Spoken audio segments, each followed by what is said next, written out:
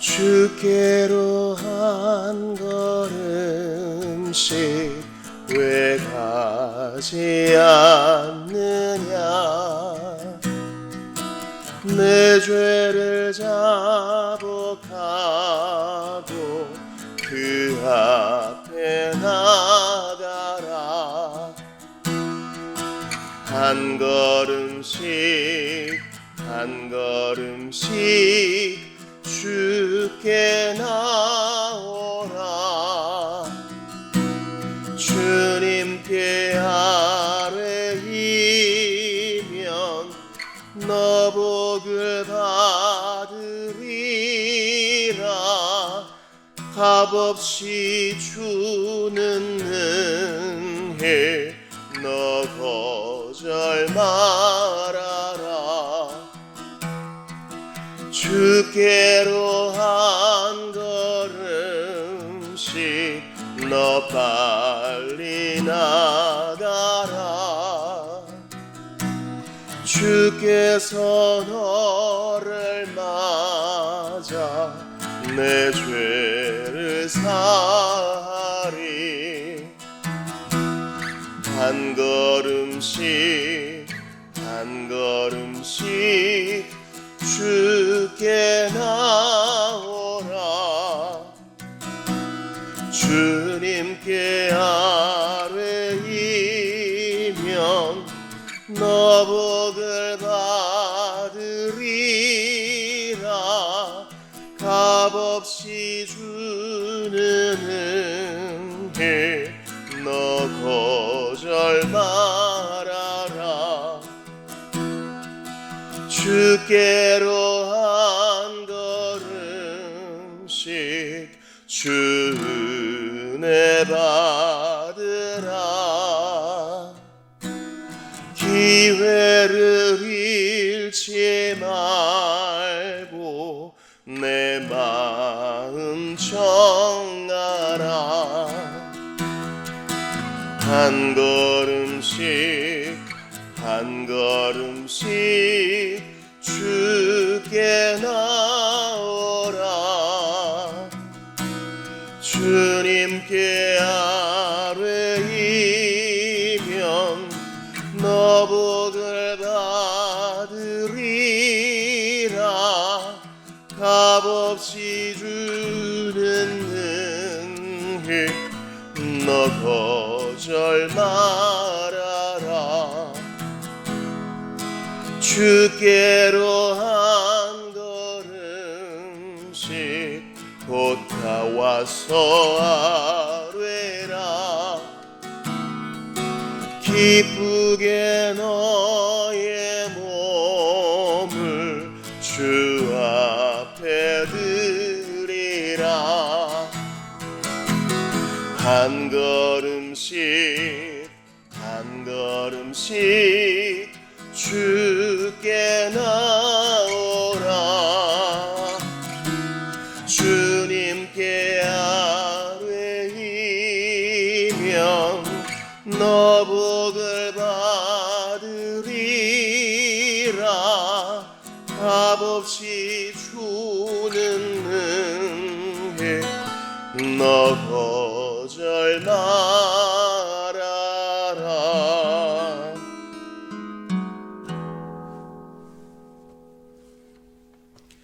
기도드립시다.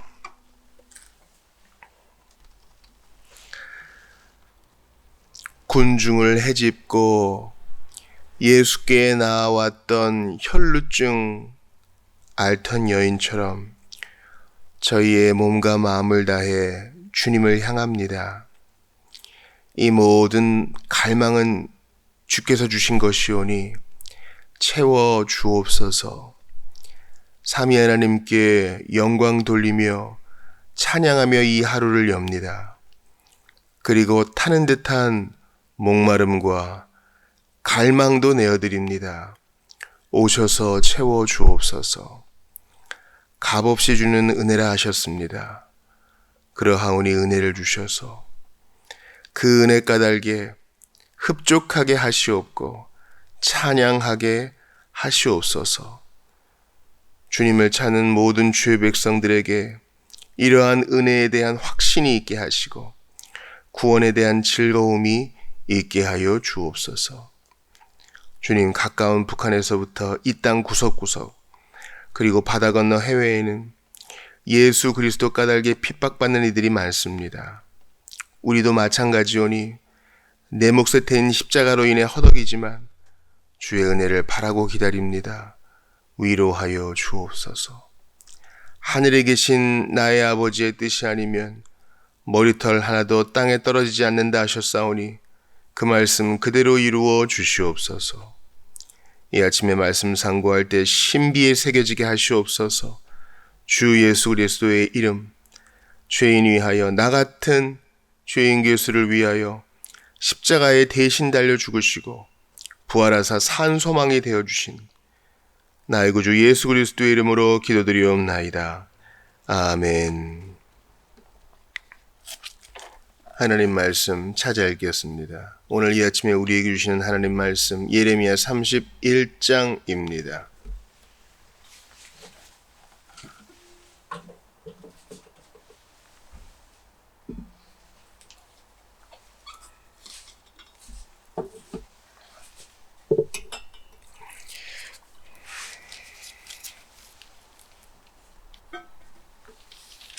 구약성경 예레미야 31장 1절부터 6절까지를 본 후 하나님 말씀 받겠습니다.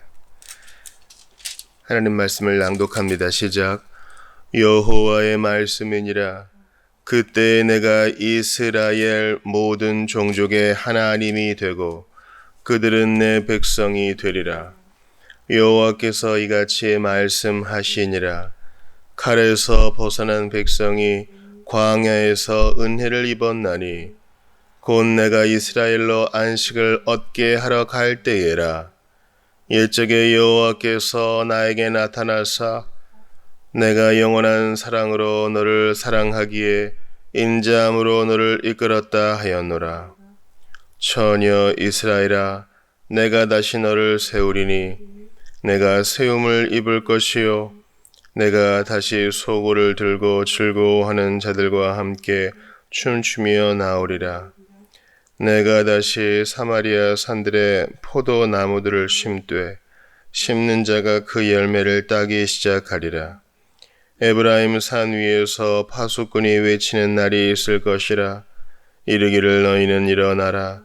우리가 시온에 올라가서 우리 하나님 여호와께로 나아가자 하리라. 아멘. 하나님의 말씀입니다. 하나님께 감사합니다.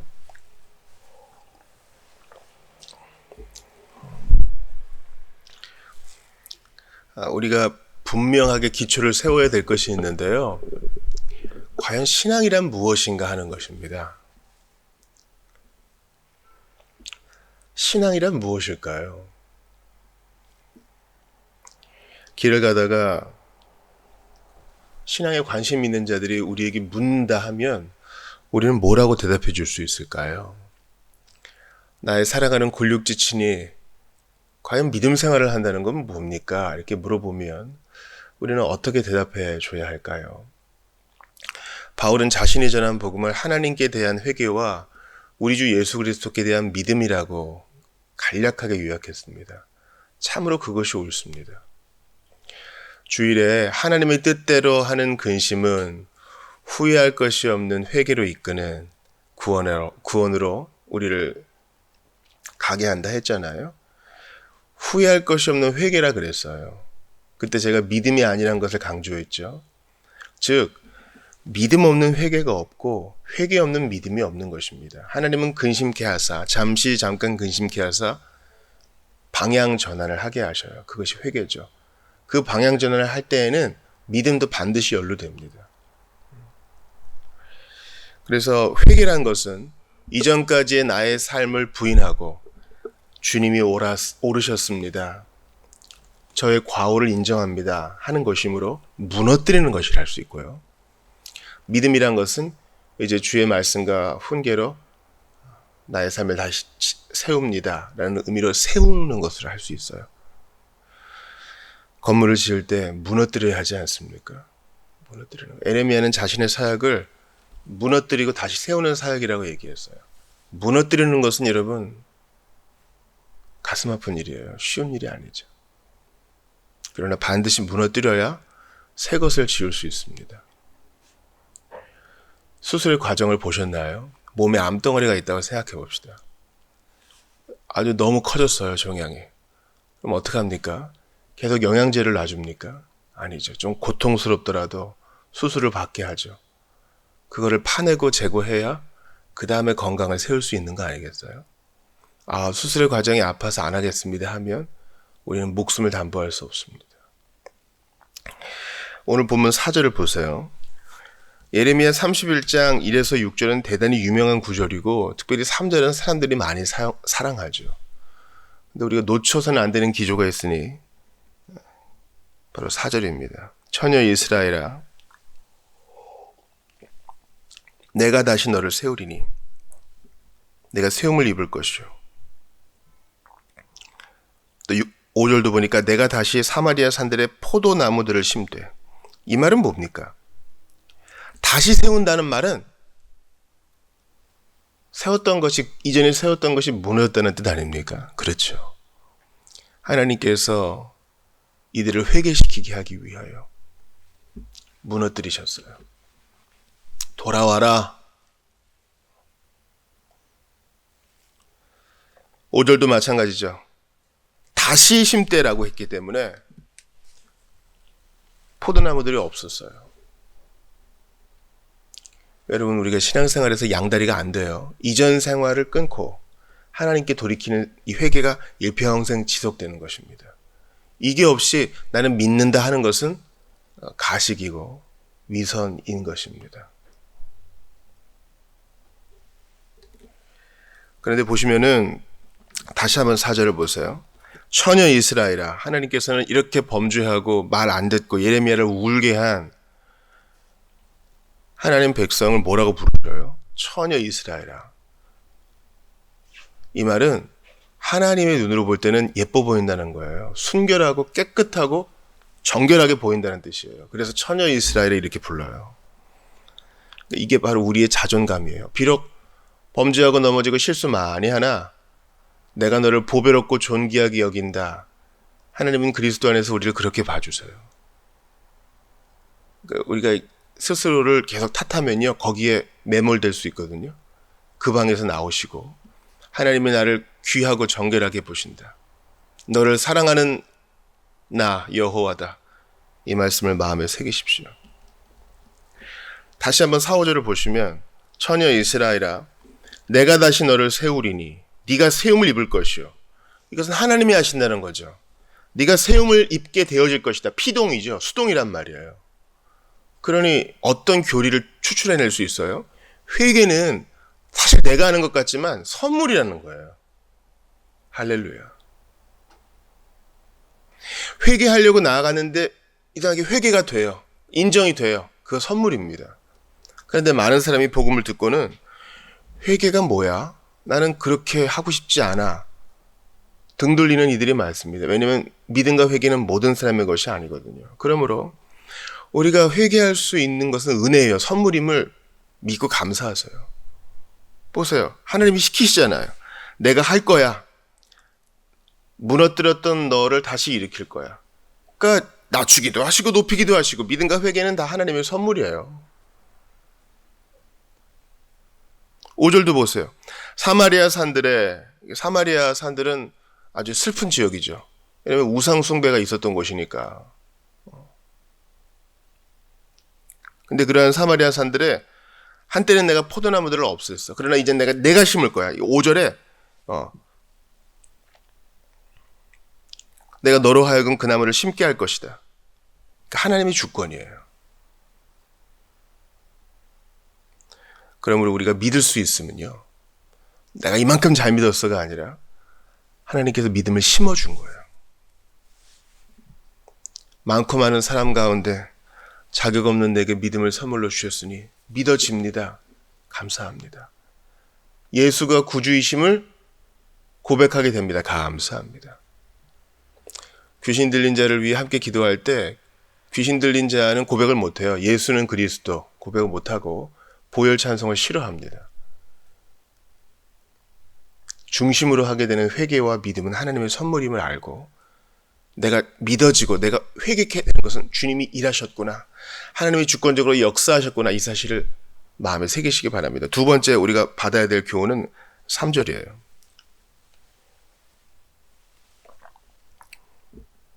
죄 많은 당신의 백성을 회개시키시고 다시 믿음으로 일으키시고 메시아 약속을 주시고 종말의 안전을 주시는 하나님께서 어떠한 말씀을 주시나 보세요.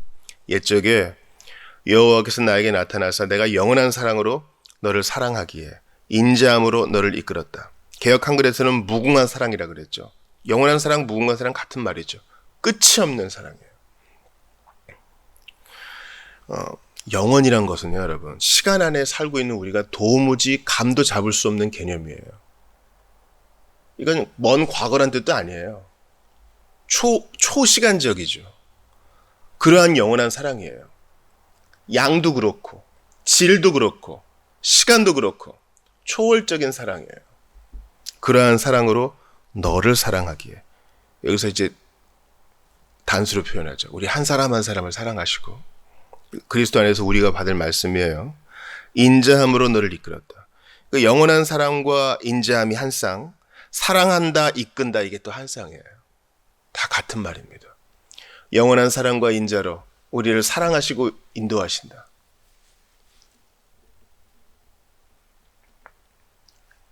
예전 어르신들은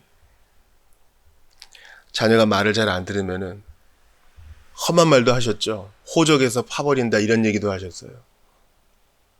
그러나 그게 그렇게 됩니까?